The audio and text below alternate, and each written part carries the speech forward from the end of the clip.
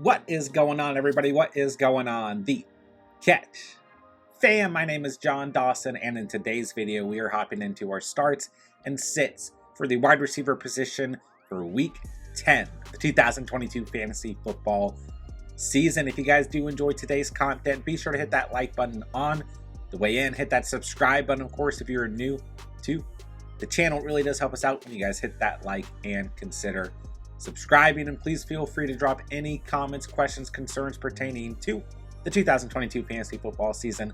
I'll get back to you as soon as I possibly can. Without further ado, let's hop into today's video. All right, Falcons at Panthers, Thursday night football. I'm going to be sitting Drake London. He has not scored more than 7.5 fantasy points in his last 6 games. There's really just no reason to start him. The Falcons aren't even throwing the football on a week-to-week basis. London had a very promising start to the season, but until we see another consistent pattern emerge, he's going to be a sit on a weekly basis. Just 3.3 fantasy points in Week 9 against the Chargers.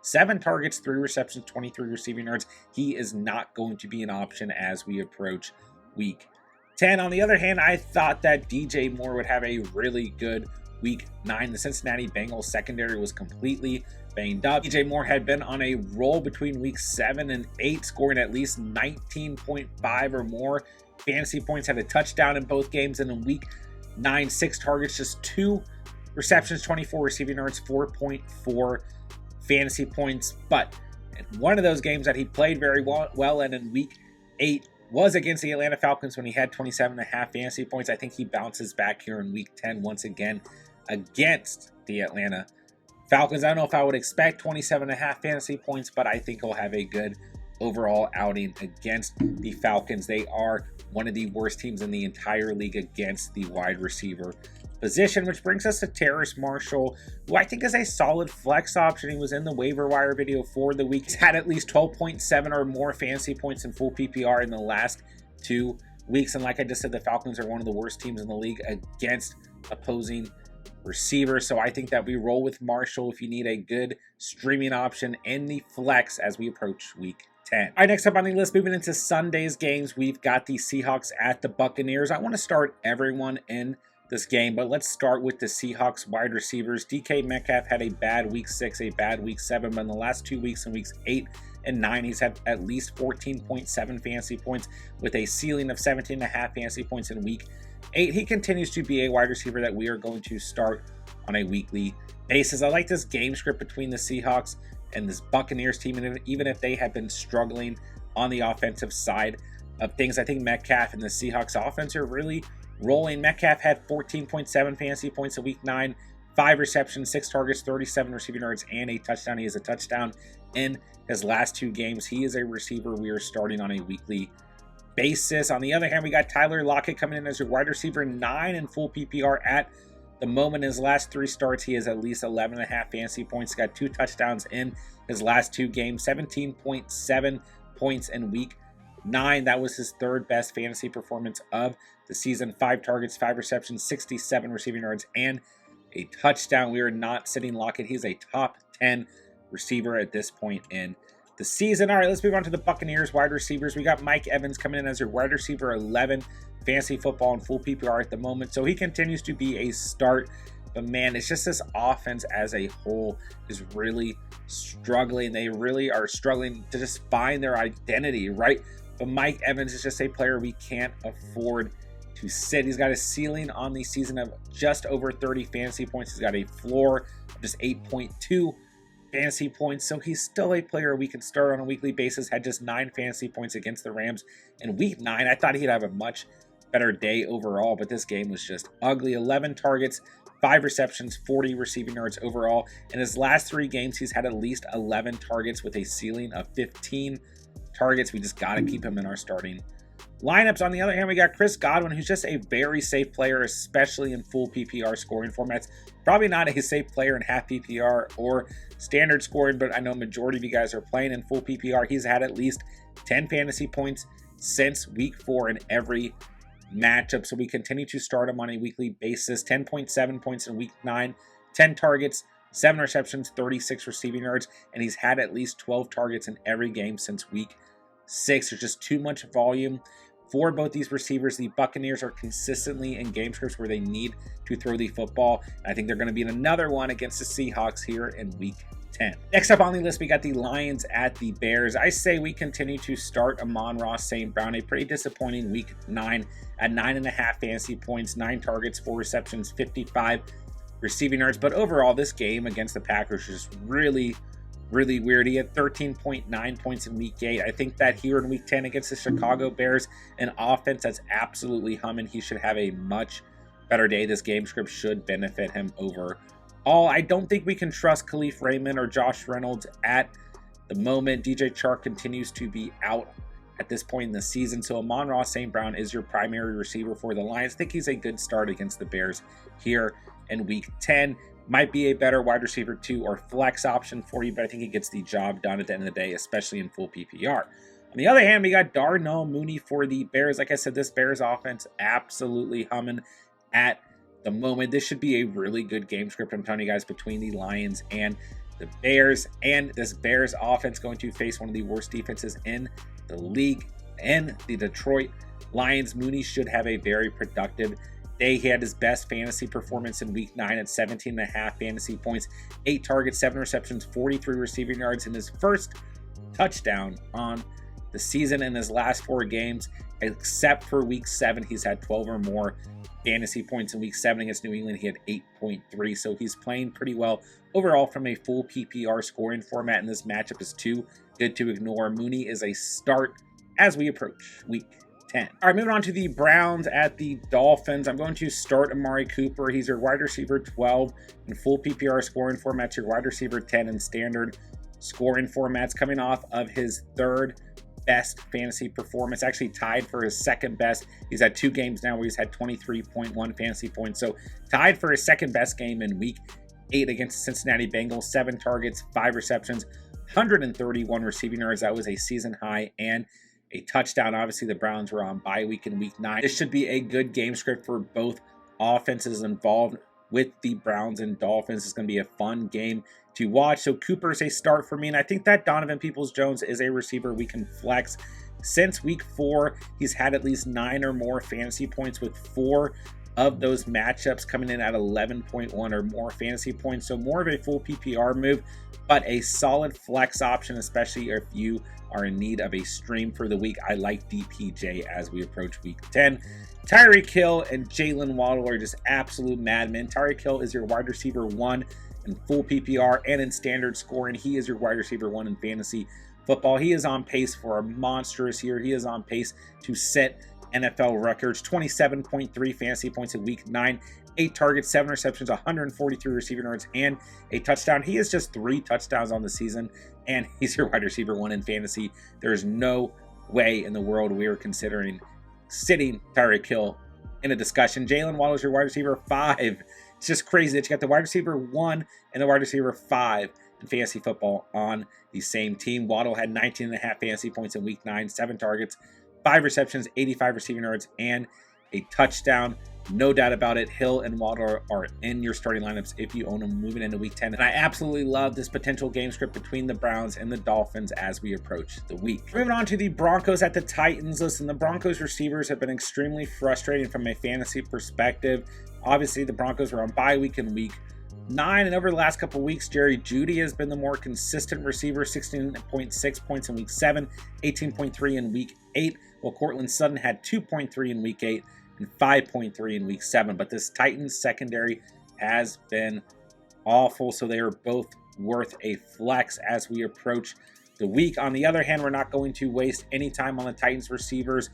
Only one I can really name is Bobby Trees, and he had 0 catches last week. Don't get me wrong, if Ryan Tannehill is able to start in week 10, that could help some of the Titans receivers, but even then, the Broncos are one of the best teams in the league against opposing receivers, so I want nothing to do with the Titans receivers, especially if Malik Willis is the starting quarterback in week 10. Let's move right along. We don't need to waste any more time.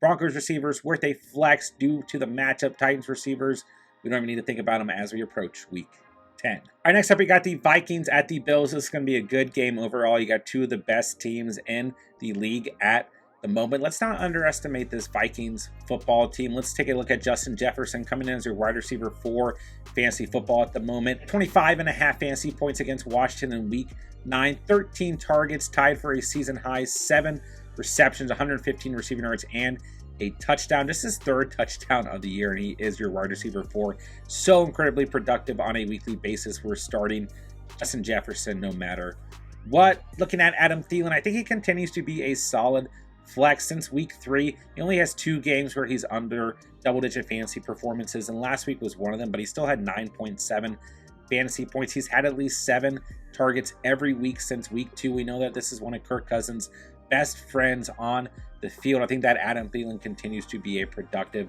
flex option on a week-in, week-out basis. Stephon Diggs has to be a start for you on a weekly basis. He's your wide receiver 3 in fantasy, 14.3 points in week 9, 10 targets, 5 receptions, 93 receiving yards, even against Sauce Gardner and company. So we keep Diggs in our starting lineups. Now, Gabe Davis is worth a flex because I like the potential game script here between the Vikings and the Bills, but Gabe Davis just brings so much boomer bust potential on a weekly basis. You just have to be prepared for 5 points and crossing your fingers for 16 to 32 points, because that's what he had in week 6 and week 5. Just understand, if you start Gabe Davis, there's a lot of risk involved. If you have better players, I think you probably go with the safer options. Keep in mind, at the moment, Josh Allen is dealing with an injury, right? He had an elbow injury on Sunday. He's been evaluated for a UCL injury. So at the moment that I'm recording this, we want to keep them in our lineups, but there could be a different outlook for this Bills offense as we approach the week with Case Keenum potentially at quarterback. We'll keep an eye on it as we move into week 10. All right, Texans at Giants. Not a lot to see here. I don't trust Brandon Cooks. I don't trust Nico Collins. I don't trust Philip Dorsett or Chris Moore. Not a great matchup against the Giants. I have nothing to say about the Texans receivers. I don't want them in my starting lineup or your guys' starting lineups as we approach the week. I really think that this game is going to be focused on the run game and the 2 defenses overall. I'm not extremely excited about the receiver position for either team, but Darius Slayton and Randall Robinson are worth a look if you need a streaming option.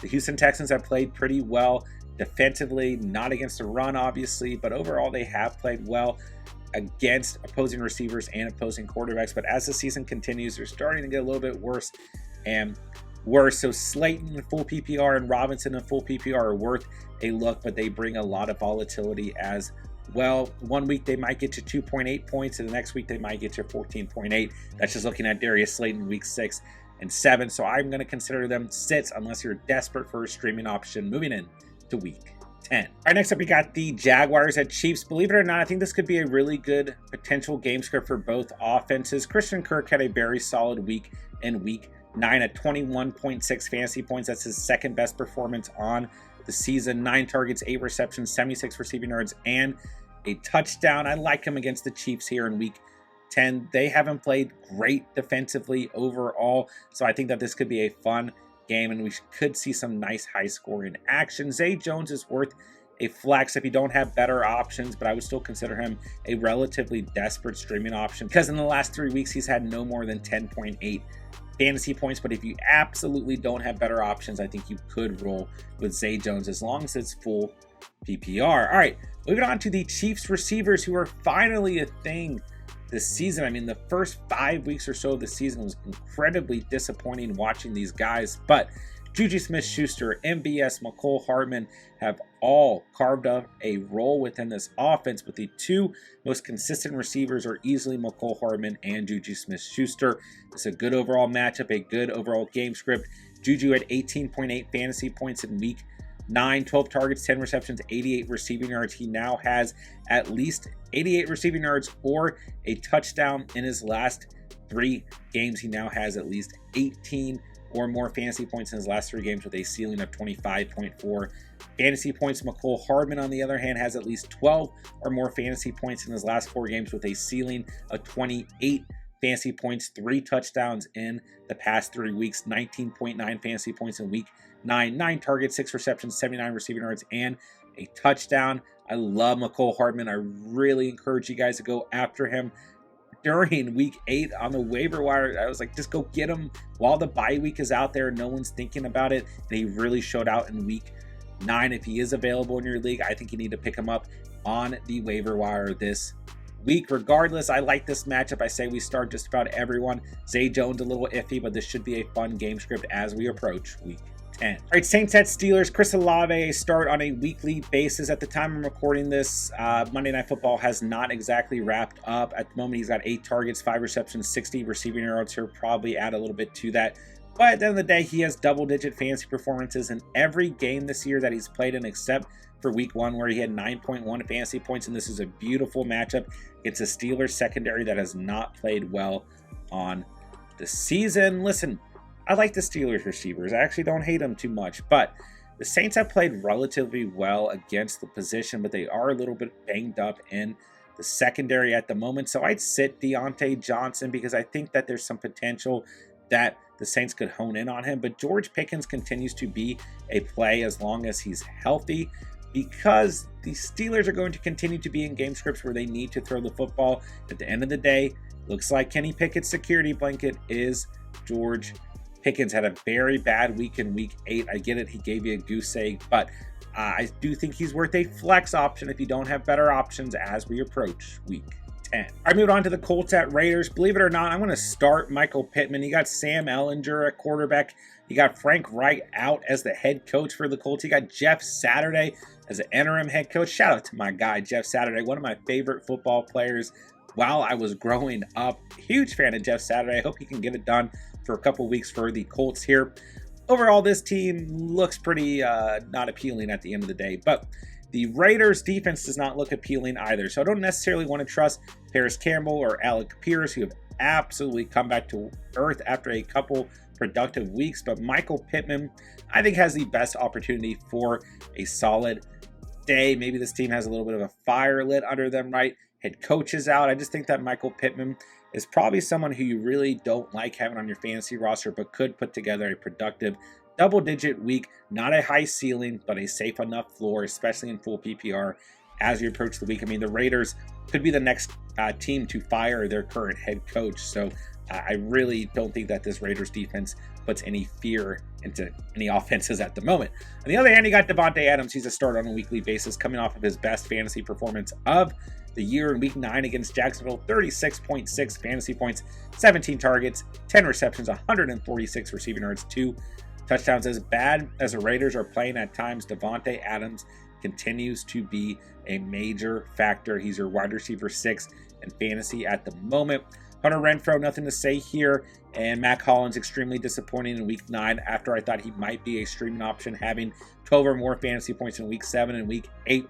The only receiver I'm trusting on the Raiders is Devontae Adams as we approach the week. All right, Cardinals at Rams. This should be a good overall game script, but we could also see a game similar to last week where both the defenses show up. And I mean, similar to, in terms of the Rams, where both the defenses show up between the Bucs and the Rams, like we saw in week 9. But at the end of the day, I'm going to start DeAndre Hopkins. I know we're going to see a lot of Ramsey on Hopkins, but Hopkins, being the receiver that he is going to win some of those matchups. 13.6 fantasy points in week 9, 5 targets, 4 receptions, and a touchdown. Since he's come back from his suspension, he's had 13 or more fantasy points with a ceiling of 33.9 fantasy points. You just can't afford to bench him. Rondale Moore continues to be a factor. He's an extremely strong flex option. He should get some of the better looks in this game. He had 14.9 fantasy points in week 9 against Seattle, 10 targets, 8 receptions, 69 receiving yards. I say we start him, fire him up in the flex, fire him up as a wide receiver 2 if you don't have better options. Cooper Kupp is really good at football. Not sure if you guys knew that. Had 26.8 fantasy points in week 9 against the Bucs, 9 targets, 8 receptions, 127 receiving yards, and a touchdown so far on the season outside of week 3. Cooper Kupp has 79 or more receiving yards or a touchdown. He's a monster. He's your wide receiver 2 in fantasy. I don't care who he's playing up against. We're starting Kupp on a weekly basis. Cowboys at Packers. This should be a fun one. Hopefully, you got CeeDee Lamb as your wide receiver 15 on bye week in week 9. He's had 10 or more fantasy points in full PPR every week of the season except for week 1. We continue to roll with CeeDee Lamb. Started to get some of that production back in week 8 with Dak Prescott starting to get rolling 18.8 fantasy points in his last appearance. A little bit of a tough matchup against Green Bay, but man, let's face it, this Green Bay defense, this Green Bay team as a whole is holding on by a thread. I like CeeDee Lamb here in week 10. We want to keep an eye on Michael Gallup and Noah Brown, but gosh, they've been extremely inconsistent. Really, the only receiver I have any faith in on a weekly basis is going to be CeeDee Lamb in terms of the Cowboys receivers. And when we look at the Packers receivers, the only receiver I have any faith in on a weekly basis is going to be Allen Lazard. I mean, really, this Packers offense, this Packers team not playing well, I get it. But Allen Lazard, when he's healthy and when he has played, has been extremely consistent. Week 2, he had 9.3 fantasy points, but he scored a touchdown.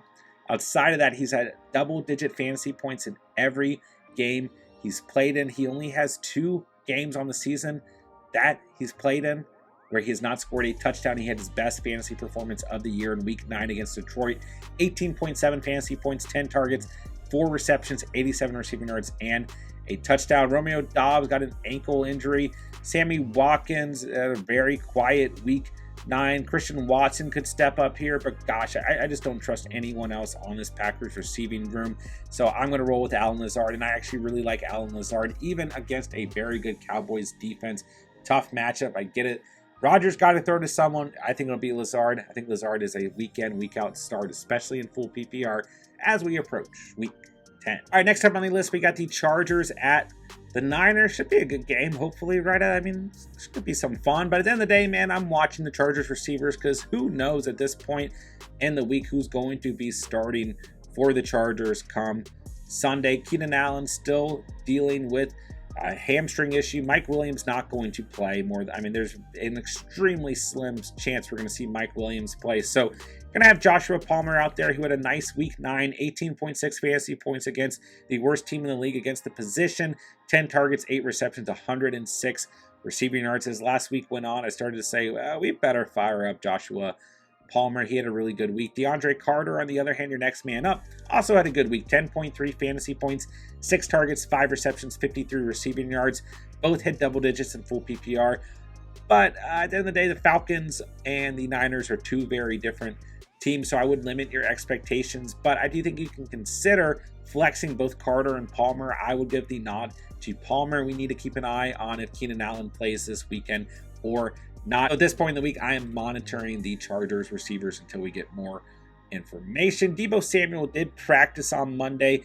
He's obviously going to be a start for you if he plays, but he missed week 8 with a hamstring injury, so we need to kind of monitor his health throughout the week. But if Deebo is healthy, he's in your starting lineups, plain and simple. The ceiling, the production is just far too high. Brandon Ayuk is a start for me at this point in the season. In his last 3 games, he's had 15.2 or more fantasy points with a ceiling of 28.3 fantasy points, and the Chargers do not look intimidating whatsoever on the defensive side of things. So regardless of if Deebo plays or not, I like Ayuk as a start and a very solid flex option as we approach the week. All right, Monday Night Football, we got the Commanders at the Eagles. I think we continue to flex Terry McLaurin. I really liked him in week 9. He did kind of disappoint at the end of the day. Just 10.6 fantasy points in PPR, 9 targets, 5 receptions, 56 receiving yards. I thought the Commanders would keep this game a little bit more competitive than they did. But at the end of the day, man, McLaurin is still a weekly flex option, a weekly wide receiver 2 option if you don't have better options. This is a tough matchup in week 10. I get it, but the volume should be there. Don't get me wrong, I'm giving the nod to the Eagles secondary overall on the day, but McLaurin and Curtis Samuel both draw some flex appeal just due to the nature of this offense and the fact that they are more than likely going to be playing from behind. Curtis Samuel had 17.1 fantasy points, his highest mark on the season since week 2 against Detroit. 4 targets, 3 receptions, 65 receiving yards, and a touchdown. So Curtis Samuel continues to be a player we can consider flexing, at least 10 fantasy points in his last 3 games. I get it, guys, not a great matchup. I 110% get it, but the last time these two squared up, Curtis Samuel had 13.1 points in week 3 against Philadelphia, and Terry McLaurin had 16.2 points against Philadelphia in week 3. So I wouldn't count them completely out of This matchup, on the other hand, we are starting A.J. Brown no matter what on a weekly basis. He's your wide receiver 7 fantasy at the moment. 15.9 fantasy points in week 9, 6 targets, 4 receptions, 59 receiving yards, and a touchdown after having 3 touchdowns and 156 receiving yards in week 8. The ceiling is far too high.